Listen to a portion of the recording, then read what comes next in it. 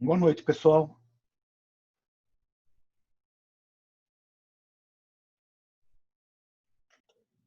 Ok.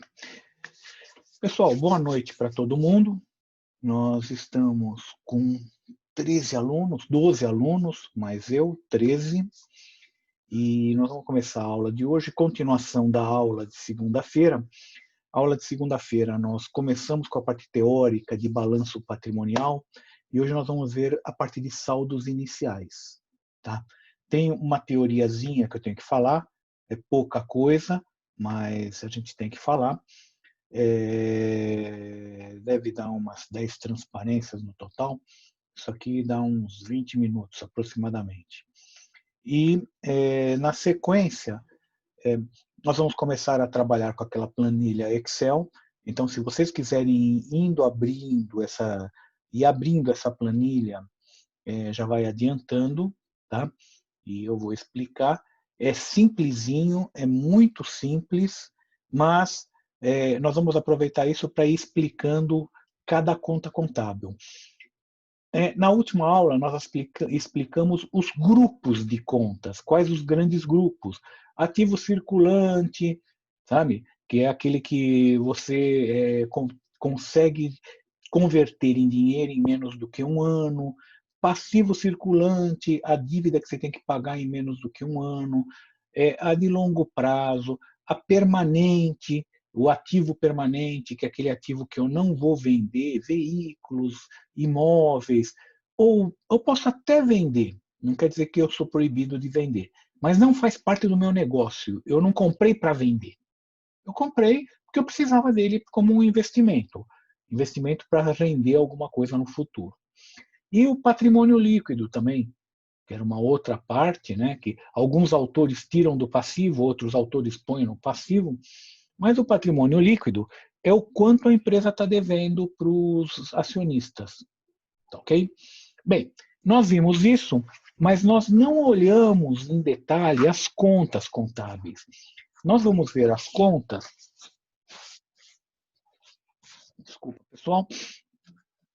Nós vamos ver as contas contábeis hoje, assim, explicar o que é cada uma, na medida que a gente for fazendo exercício. Então, apesar de ser um mecanismo muito bobinho hoje que nós vamos trabalhar, vai ser importante para a gente entender o que é cada conta contábil, né?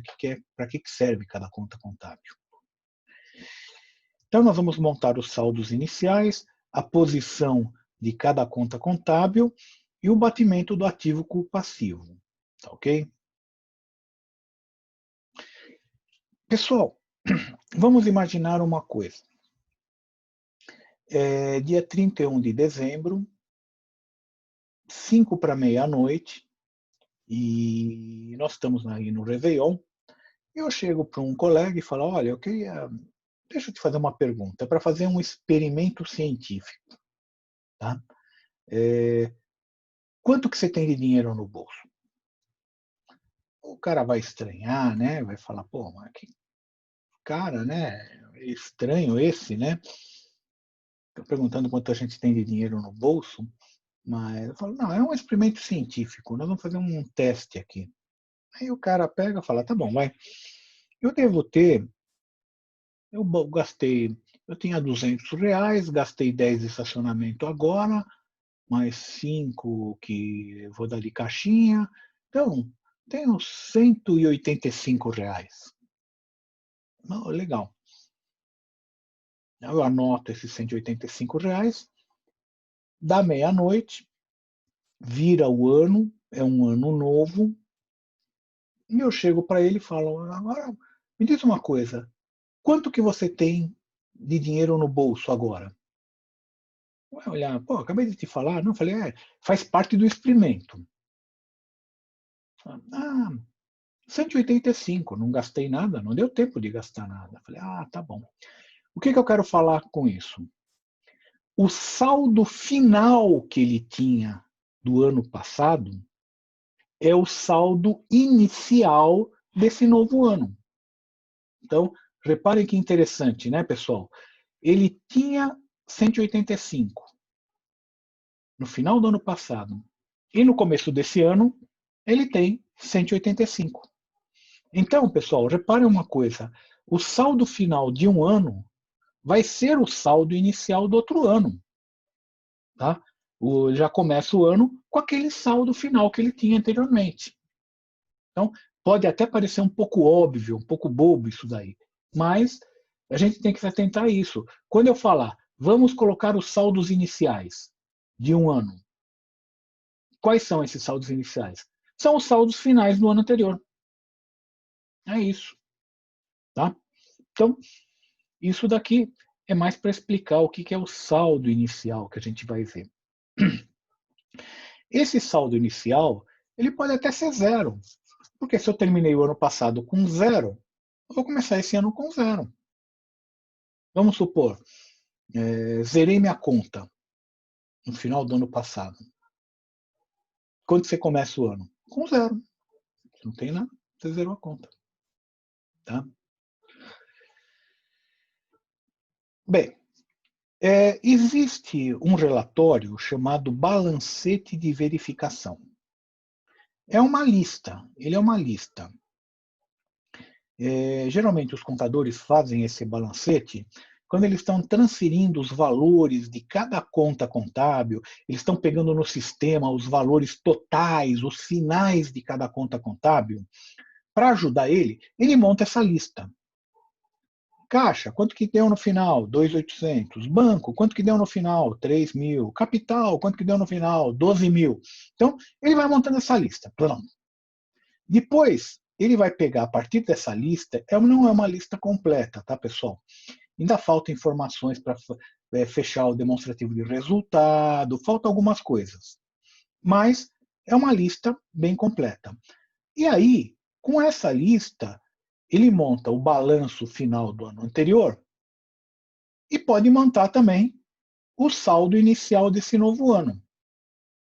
Tá? Então ele faz duas coisas com essa lista, com esse balancete de verificação. Ele monta o balanço do ano anterior e os saldos iniciais desse ano. E é dificílimo, olha só, pessoal.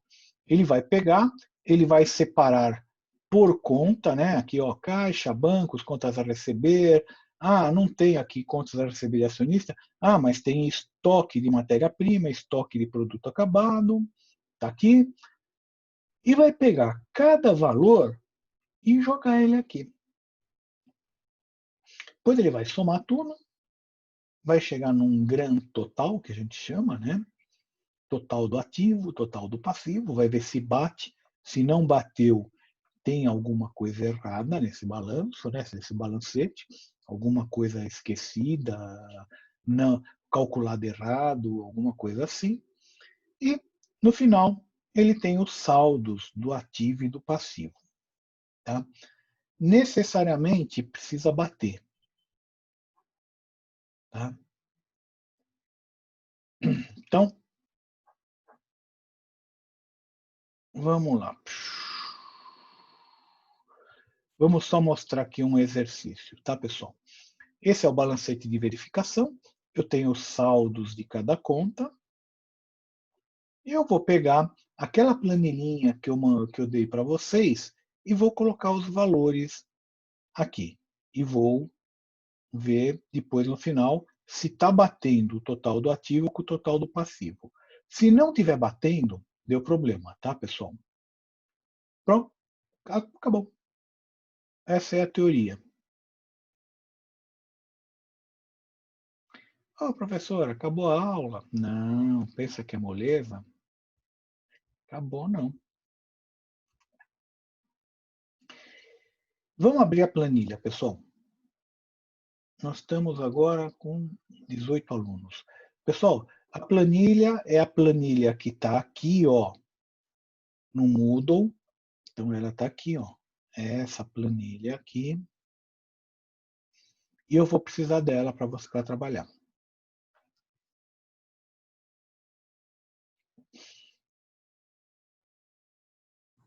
Ô, professor, então, se o ativo não bate exatamente igual com o passivo, tem alguma coisa errada, Tem alguma né? coisa errada.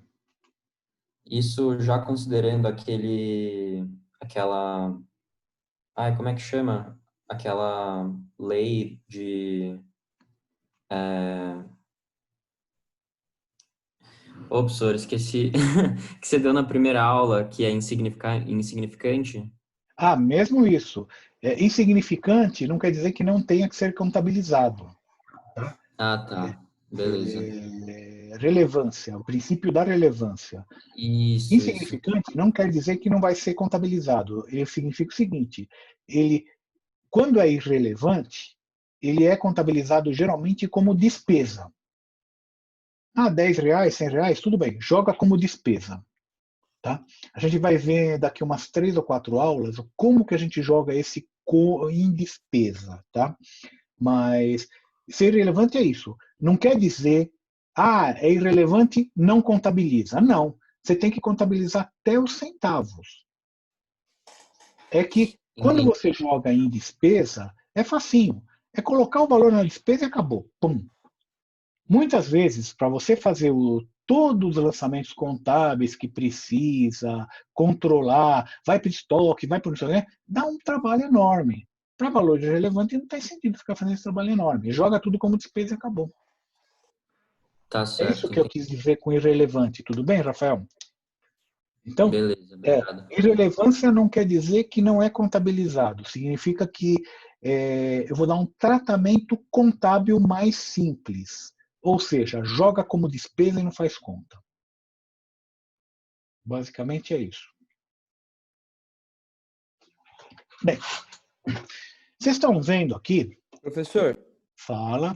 desculpa te atrapalhar aí.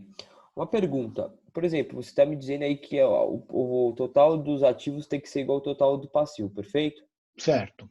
E quando você tem um capital de giro, por exemplo? Porque é quando você tem essa diferença, perfeito? Para você suprir esse tipo Não, quando de... você tem um capital de giro, você tem dinheiro nessas duas contas que eu estou aqui. Você está vendo o meu cursor ou não? Está dando para ver meu cursor ou não? Sim, estava travando, perdão. Aqui, ó. Bancos e Capital de caixa, certo? giro é você ter dinheiro em caixa e bancos. Entendi. Isso é ter capital de giro. E está previsto, ele faz parte do balanço, ele é um dos números que faz bater o ativo com o passivo. Uhum, Tá? Então, entendi. capital de giro não quer dizer, capital de giro é você ter dinheiro, dinheiro para usar naquilo que você precisa. Tá? Em curto prazo. No curto prazo. Tanto que ele é dinheiro, dinheiro. Caixa e banco é dinheiro imediato, né? Sim, Liquidez imediata. perfeito. Tá ok? Bem, então nós temos aqui vocês estão vendo que tem um monte de abinhas, né? Tem aqui um modelo. Se precisar imprimir, esse daqui dá certinho em uma página A4, né? Eu tenho aqui um modelão de saldos, tenho aqui um exemplo, e nós vamos trabalhar com o SE1.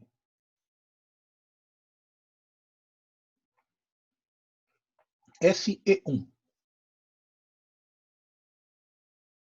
Tudo bem? E aí, a gente pega o balancete de verificação. Lembra que eu falei agora há pouco? Acabei de falar. O balancete de verificação é aquela lista auxiliar do contador, que ele vai colocando todos os saldos das contas, serve para fazer o fechamento do banco, do fechamento do balanço, e serve também para fazer os saldos iniciais do ano seguinte. Então, nós vamos pegar esse balancete do ano passado, e vamos começar a trabalhar. Então, olha só. Primeiro, ele geralmente está em ordem aqui, ou uma ordem alfabética, alguma coisa assim. Esse aqui está em ordem alfabética. Bancos, 3.000. Eu vou aqui, o bancos, 3.000. Agora, a ideia não é só ficar jogando número. Vamos jogar número é muito fácil. Vamos explicar um pouquinho cada conta, tá? A conta bancos é a conta corrente que as empresas têm nos bancos. É lógico, aqui eu estou genérico, bancos. Se vocês pegarem um balanço genérico, bancos, mas na empresa ela vai ter essa conta aberta Banco Itaú, Banco Bradesco, Banco Citibank, Banco Santander, tem um monte, que é todos os bancos que a empresa trabalha. Tá? Então, ela tem essa conta aberta. Esses bancos que aparecem no balanço é a soma de todas as subcontas bancos, as contas filhos bancos. Tá ok? Então, é o dinheiro que está em conta corrente, não é o dinheiro que está em aplicação, tá, pessoal? É conta corrente, aquele dinheiro que está lá para usar mesmo. Tá? Faz parte, como o colega acabou de falar agora, o Caio acabou de falar, é o capital de giro. É o capital de giro da empresa, né? É o que ela precisa. Quando ele falou capital de giro, é o dinheiro mesmo, grana, que a empresa precisa para conseguir rodar o seu processo. Porque senão ela para, ela não consegue pagar fornecedor, não consegue pagar salário, pum, parou, a empresa parou. Então, é o dinheiro que ela precisa para ficar movimentando o seu processo, o seu negócio. Tá? Isso se chama Professor, capital de giro. Fala.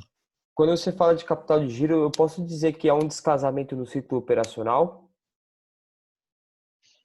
Qual que você quer dizer como descasamento do ciclo operacional? Justamente quando você tem uma determinada data que você recebe os seus pagamentos e a data que você tem que fazer o pagamento dos seus fornecedores, perfeito? Nesse meio aí, de fato, quando você tem falta de recurso, você precisa acionar o capital de giro justamente para suprir esse tipo de procedimento, perfeito? Legal. Legal que você me perguntou isso, só que eu não vou te responder agora. Por quê? Porque essa aula, de exatamente o que você está falando, ela está prevista para cá, ó, índices financeiros 1 e 2, que vai ser no final do semestre. Ah, tá, perfeito. Vai ser provavelmente a última matéria que a gente vai fazer, em que a gente vai calcular o que você está me falando. Nós vamos calcular qual que é o prazo médio de recebimento, o prazo médio de pagamento e algum eventual descasamento entre o recebimento e o pagamento, em que eu vou ter que correr atrás de dinheiro, ou vai sobrar dinheiro para eu aplicar até eu pagar os meus fornecedores. São as duas alternativas, né? Perfeito. Tá? Mas isso é para o final do semestre. Então tá bom, professor. Tá bom? Bem, então eu coloquei aqui 3.000 em bancos. Bancos a gente já viu o que é. Caixa, 3.000. Vamos colocar 3.000 aqui em caixa. Caixa é o dinheiro que a empresa tem no caixa mesmo, lá. Então, às vezes a empresa comercial tem um pouco mais de dinheiro no caixa, porque ela recebe uma boa parte do dinheiro em grana, né? Em dinheiro mesmo. E aí, no final do dia, se for uma empresa pequena, provavelmente o dono da empresa ou o gerente passa numa agência bancária e deposita aquele dinheiro para não dormir com o dinheiro na empresa, porque é sempre um risco, né? Empresa grande, se vocês já repararam, tá, pessoal? O Pão de Açúcar lá em frente ao Mackenzie. Todo dia tem um determinado horário, passa um caminhão lá da Brinks, para na porta e o cara vai lá e pega toda a grana que tem, assim, tudo que tiver de caixa ele leva. Então tem um horário específico que ele pega, ele vai lá e deixa alguma coisa, né? Eles têm algum valor mínimo, né, de dinheiro lá para fazer troco, coisas do tipo, mas o grosso, ele tira. Empresa pequena tem aí um valor não comercial, industrial, por exemplo, ele tem também caixa, tem algum valorzinho no caixa. Geralmente é a secretária que controla isso. Eles chamam às vezes de caixa pequeno ou caixinha, sabe? É um dinheiro que fica com a secretária assim, bem pouquinho, digamos assim, R$ 1.000, que é para o office boy vai sair de táxi, ela pega lá 40, 50 reais, dá para ele falar, me paga, me traz o recibo. Às vezes precisa tirar uma cópia ou tirar uma certidão, ir no cartório, tudo que é coisa que precisa às vezes de dinheiro, né? ela pega, dá para o boy e fala, ó, vai lá tirar tanta cópia, vai lá tirar não sei o quê, vai na papelaria e compra envelope que está faltando. E é tudo com esse dinheirinho. Não é uma compra, não é uma coisa grande, não é matéria-prima. É coisas miúdas de dia a dia. Quando esse caixa vai diminuindo, chega em R$ 100 ou 150, cada empresa tem um limite. Ela pede mais dinheiro. Ela entrega as notas fiscais para a contabilidade, comprovando que ela gastou aqueles 850 e pede mais 850 para completar R$ 1.000. Normalmente é assim. Tá? Empresa comercial tem mais caixa, mas também não tem, eles procuram não manter muita coisa, porque dinheiro em caixa é meio arriscado. Né? Capital, 12 mil. Capital fica aqui no patrimônio líquido, 12 mil. O que é o capital? É o dinheiro que os acionistas colocaram na empresa quando abriram a empresa e quando aumentaram o capital. Então, eles colocaram essa grana lá. Está do lado do passivo? O passivo é dívidas e obrigações. Sim, está do lado do passivo. Por quê? Porque é uma dívida. A empresa está devendo isso para os acionistas. Se um dia a empresa fechar, ela deveria pegar os 12 mil, mas não. Ela vai ter que primeiro pagar tudo isso aqui que está em cima, para depois, se sobrar alguma coisa, pagar para os acionistas. Tá? Contas a pagar, 200. Contas a pagar, 200. Contas a pagar ou fornecedores, depende, tá? Eu vou colocar aqui em fornecedores. São mais ou menos sinônimos.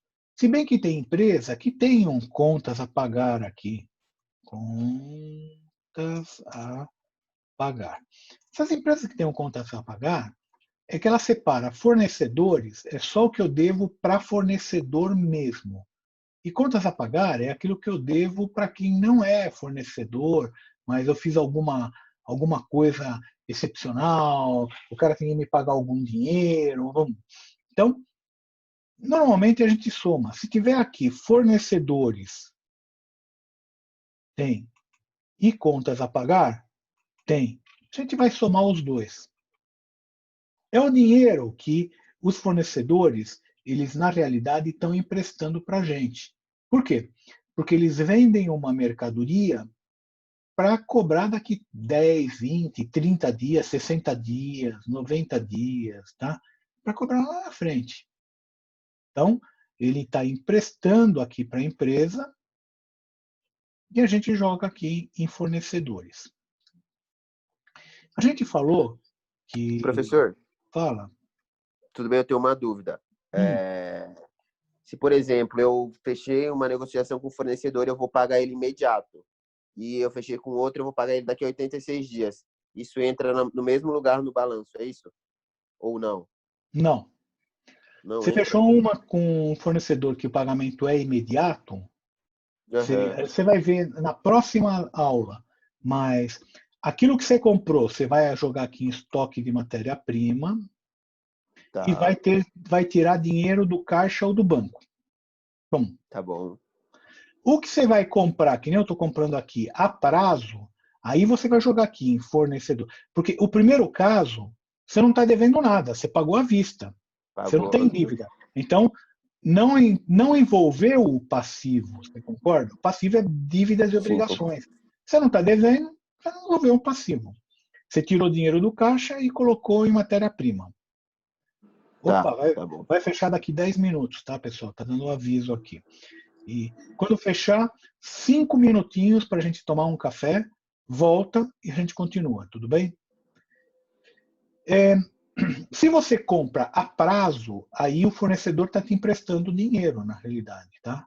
Então a gente entra aqui, ó, 200, positivo, por quê? Porque está me aumentando o meu passivo e eu vou jogar aqui em estoque de matéria-prima, tá? Agora, em saldo inicial, não. quando eu estou jogando agora, que nem eu estou jogando agora em saldo inicial, isso já foi lançado o ano passado. Eu não estou lançando agora. Eu só estou pegando os saldos que sobraram. Mas já foi feito um lançamento disso ano passado. Tá certo? Tá bom, tá bom. Então, contas a pagar 200. Contas a receber 2.400. Contas a receber 2.400. Contas a receber, pessoal, eu vendo a prazo também. Quando eu vendo a prazo, deixa eu mostrar aqui uma coisa para vocês.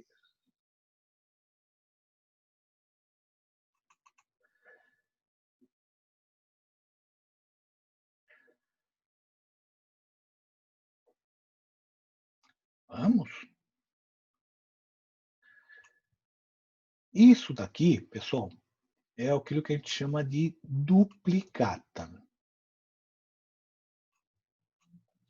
Eu estou vendendo a prazo, uma empresa está vendendo a prazo para outra, ela emite uma duplicata. O duplicata é como um contrato, na realidade, em que uma empresa está falando, eu estou vendendo a prazo, logo você está me devendo. A outra empresa assina também, que está devendo, dá o aceite que ela está devendo, porque ela recebeu o produto, e ela tem que pagar de volta o valor na data que foi acordado. Tá certo? Isso é uma duplicata. Então, eu somando todas as duplicatas que eu tenho no dia 31 de dezembro, que eu estou fazendo esse balanço, eu vou jogar tudo isso daqui no contas a receber. Nesse contas a receber aqui, que a gente acabou de mostrar aqui, contas a receber. Professor, qual que é a diferença entre duplicata e nota fiscal? É nota totalmente fiscal, diferente, né? São coisas diferentes, mas você faz geralmente quando o cara compra prazo, ele recebe a duplicata e a nota fiscal. Nota fiscal é um documento fiscal. É para você calcular os impostos e você provar para o governo que você está calculando certo e você está pagando os impostos. Ele é um documento fiscal. A duplicata é um contrato de empréstimo. Tá. A empresa está me emprestando a grana que eu tenho que devolver daqui 30, 60 dias, 2 dias, 10 dias, sei lá o quê. Tá? Então, são coisas distintas. Geralmente, vai junto, vai grampeado. A duplicata é a nota fiscal, vai juntinho. Tá. Tá? Entendi. Tá bom, obrigado. O que acontece, às vezes, é que as empresas... tem empresa que não paga duplicata. Ela comprou a prazo e não está pagando. Tá? A gente vê um monte disso aí, começa a ver. Tá? Ultimamente, o que está acontecendo? As lojas Ricardo, ela está com um problema de caixa lá, tanto que o dono foi preso, nem sei se já soltaram ele. Então, está tendo um problema. Ele não está honrando essas duplicatas. A empresa que tem que receber, o que ela faz? Geralmente, se ela tenta negociar com a empresa, e se não tiver negócio, ela vai entrar com essa duplicata num cartório de títulos, um cartório, qualquer, né? Títulos e protestos, tá? E o que ele vai fazer, o cartório? O cartório vai notificar a empresa que ele vai entrar com um pedido de falência num determinado prazo se a empresa não pagar. Aí, se a empresa pagar durante esse período, né, tudo bem. Limpa o nome da empresa, não tem problema nenhum. Se a empresa não pagar, provavelmente eles registram isso no Serasa, na junta comercial, tá? Que tem o SPC, e entra em juízo com um pedido de falência. Aí vai para um juizado especial, tá? que cuida disso, de falências, né? E esse juizado, esse juiz, vai julgar, e se ele achar, ele tem 3 alternativas: julgar que não deve abrir a falência, tá? Vamos supor, a outra empresa prova que não recebeu o produto, ou que recebeu o produto avariado. Fala, não, então tudo bem, então devolve aquilo que você recebeu por isso mesmo. Ou ele pode decidir, ou a empresa entra em concordata ou em falência. Concordata, a empresa vai ter que negociar com todos os fornecedores e tentar chegar num acordo para pagar todo mundo. Pede prazo, pede para não cobrar juros, não sei o quê. Se tiver um fornecedor que recuse, todos têm que ser unânimes, tá? Se tiver um que falar, não, não quero, não vou, não aceito, vai para falência. Falência, outro negócio, vão vender todos os bens da empresa e aí tem uma ordem para pagamento. Primeiro paga todos os impostos que tiver devendo. Depois paga todos os funcionários. Depois o que sobrou, divide entre o pessoal que tem duplicatas dessa empresa. Então tem essa ordem. Normalmente não consegue pagar nem os impostos, porque provavelmente se a empresa faliu, os ex-proprietários já pegaram toda a grana que tinha na empresa, né, e já levaram para fora. Tá? Um caso emblemático daí é o Mapping. Né? O Mapping era uma empresa de 100 anos aqui no Brasil, e um sujeito aí comprou, tal de Mansur, e ele levou à falência, mas ele conseguiu desviar uma grana federal, uma federal mesmo. E a hora que a empresa quebrou, não conseguia pagar nem os empregados, nem os fornecedores, nem os empregados, nem os impostos. E o cara se mudou para a Inglaterra. Ele tem um castelo na Inglaterra, só esse detalhe, tá? Como o Brasil não tem um acordo de extradição com a Inglaterra, ele está lá. Agora, a família dele está aqui também, está aqui, está lá. O filho dele joga polo, tem Ferrari, anda para lá e para cá de Ferrari. Isso é detalhe, né?